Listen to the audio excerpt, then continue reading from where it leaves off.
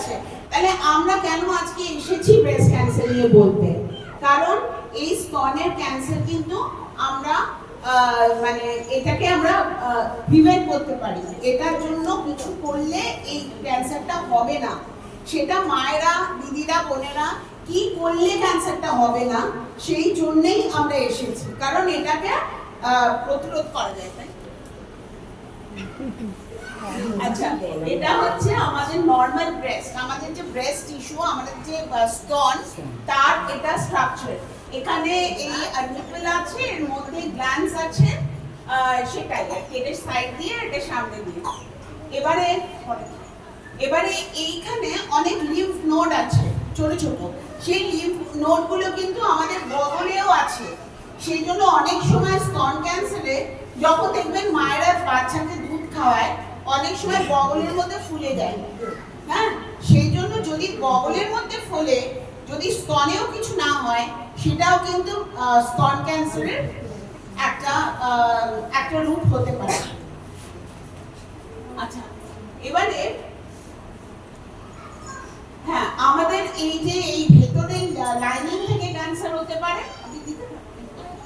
হ্যাঁ, আর যেখান থেকে দুধ বেরোয় সেই নিপল থেকেও আমাদের ক্যান্সার হতে পারে।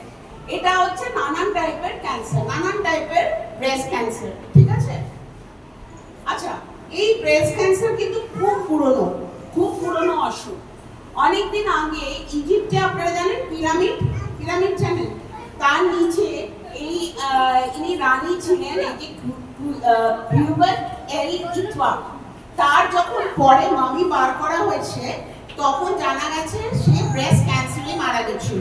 তার সারা শরীরে স্তন ক্যান্সার ছড়িয়ে পড়েছিল।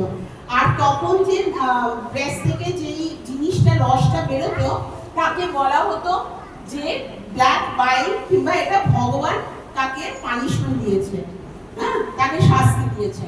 তো এইগুলো হচ্ছে নানান ধরনের ব্রেস্ট ক্যান্সার, যেটা নিয়ে আমাদের কাছে রোগীরা আসে।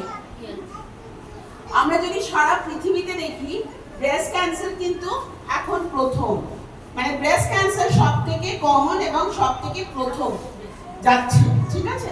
তারপরে আমাদের যদি ইন্ডিয়াতে দেখি, ইন্ডিয়াতেও কিন্তু ব্রেস্ট ক্যান্সার সব থেকে বেশি, ব্রেস্ট ক্যান্সার হচ্ছে সব থেকে বেশি, ব্রেস্ট ক্যান্সারই মারা যাচ্ছে। এটা হচ্ছে আমাদের ভারতের নানান রকম রাজ্যে যেখানে ব্রেস্ট ক্যান্সার হচ্ছে। হ্যাঁ, দেখো এই 2019-এ ব্রেস্ট ক্যান্সার কতটা ছিল এবং 2023-এ ব্রেস্ট ক্যান্সারের সংখ্যা অনেক গুণ বেড়ে গেছে। হ্যাঁ, তাহলে 2024-এর এটা আমাদের এখন এতগুলো 3,10,720 নতুন কেস হচ্ছে প্রতি বছরে। 1.38 মিলিয়ন নতুন ব্রেস্ট ক্যান্সার প্রতি বছরে হচ্ছে।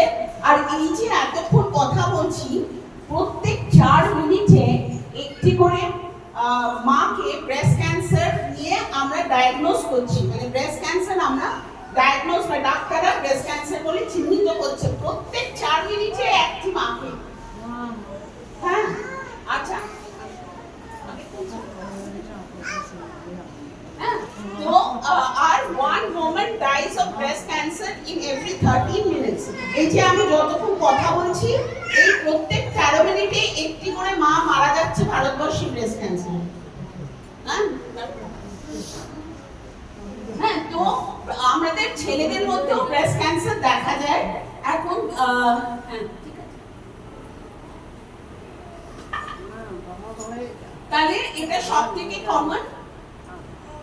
1 in 8 women, প্রত্যেকটা 8 জন মায়ের মধ্যে একজনের ব্রেস্ট ক্যান্সার নিয়ে এখন ধরা পড়ছে। হ্যাঁ, আর 1% নিচে ছেলেদেরও ব্রেস্ট ক্যান্সার হয়। আচ্ছা, এইটা একটা দেখার বিষয়। আগে আমাদের ব্রেস্ট ক্যান্সার ডায়াগনোজ হতো 50 বছরের যাদের হয়ে গেছে ঊর্ধ্বে, তাদের বেশি ব্রেস্ট ক্যান্সার দেখা যেত।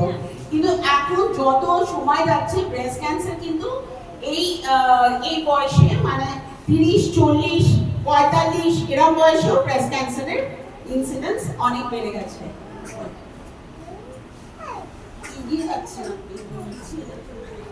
হ্যাঁ, তো আর যদি আমাদের এই ব্রেস্ট ক্যান্সার আগে ধরা পড়ে, তাহলে তার 5 years সার্ভাইভাল বলি, যে কোনো ক্যান্সারের 5 বছরের রোগী কেমন আছে সেই জিনিসটা অনেক বেড়ে যায়, বা জীবনহানির সম্ভাবনা অনেক কমে যায়।